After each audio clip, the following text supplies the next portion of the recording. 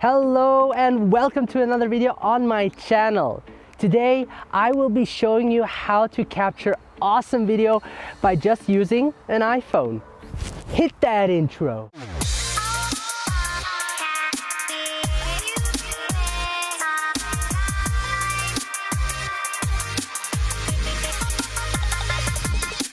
Nowadays, the chances are high that the phone you carry with you records video. I'm using an iPhone X that can record up to 4K 60 frames per second or 1080p 240 frames per second. Now, I prefer to record in a 4K 60 frames per second because 4K gives me sharper image that allows me to crop in when I want to adjust the framing, and 60 frames per second is enough for me to give it a nice slow motion look when played back on a 24 frames per second timeline. And adding some image stabilization in Final Cut Pro will make it even smoother. Last week in my video, I talked about that gear does not matter. So today I thought I would challenge myself, but also prove to you that even with a smartphone or iPhone, you can achieve a great look. So with no further ado, let me show you my process of how I do it. All right, let's first set the settings on the iPhone so we can record in 4K 60 frames per second. And if you don't have 4K 60 frames per second, then choose 1080p 60 frames per second. The important thing is that you shoot slow motion so you can slow it down in post-production to give it that slow motion look. When adding stabilization, it gives you even a smoother looking footage.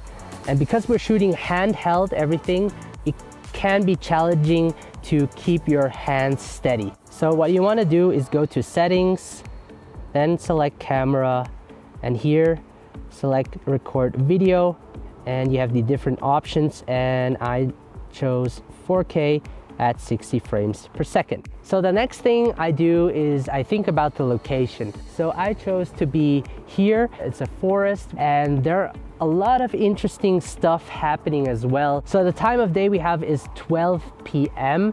Usually I avoid shooting during midday because the sun is at its highest point and you get that harsh light on your face. But because it's cloudy, the clouds function as a huge diffuser, softening that light. So we can definitely work with that. I think this would be a great opening shot for the video. I'm gonna make a revealing shot.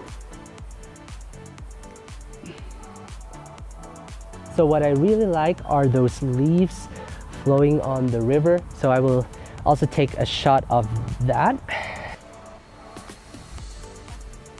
There's a swan behind my back and I'm gonna try to take a video of that nice looking swan.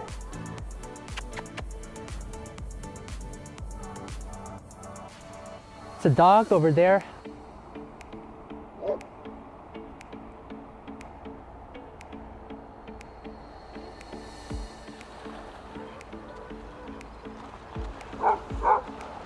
Beautiful. Did you see that? I just got a really nice shot. That's gonna look really nice. So in this shot, I will record my dirty shoes walking through these beautiful leaves.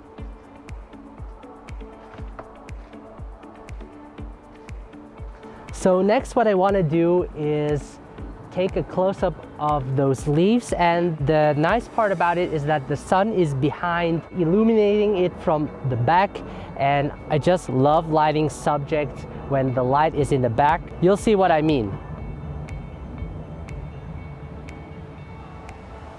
So I picked this bridge because it shows the leading lines, focuses the attention of the viewer towards the subject. I placed my iPhone on top of the tripod just to get a still shot of myself walking across the bridge, and hopefully some leaves will fall off the trees to give that epic cinematic look.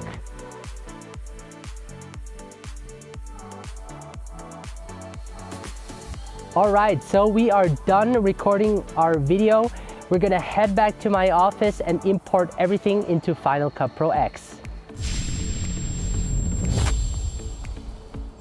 Whoa. Sorry about that. I actually decided to edit the video first so that I can show you the steps behind my editing process. So what I first did is I airdropped all of my footage from my iPhone into my computer to a project folder and imported all of the clips into Final Cut Pro X.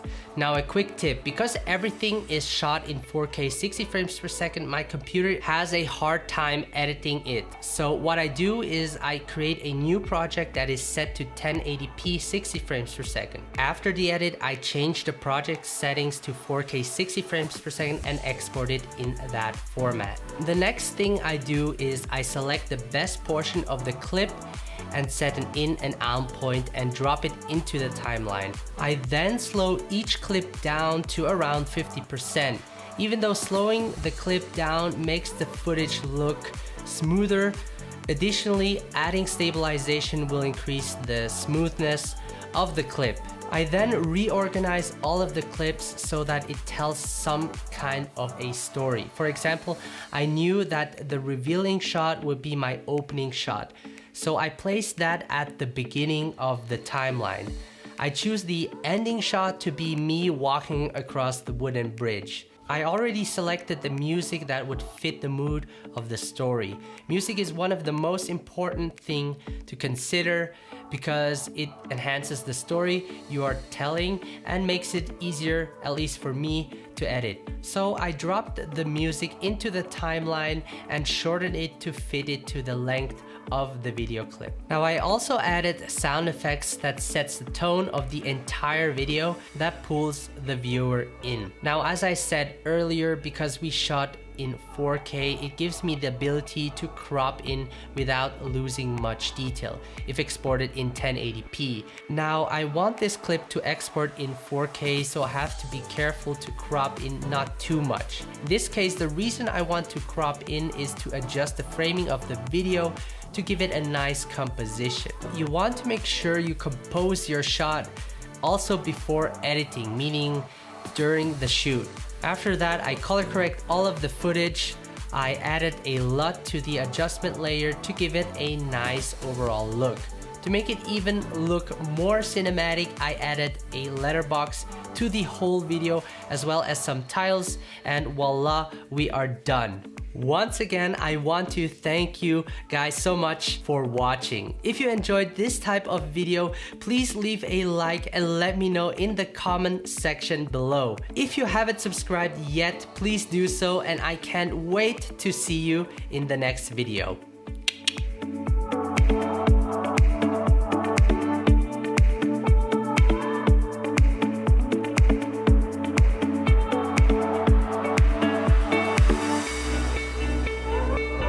So I think that went quite well.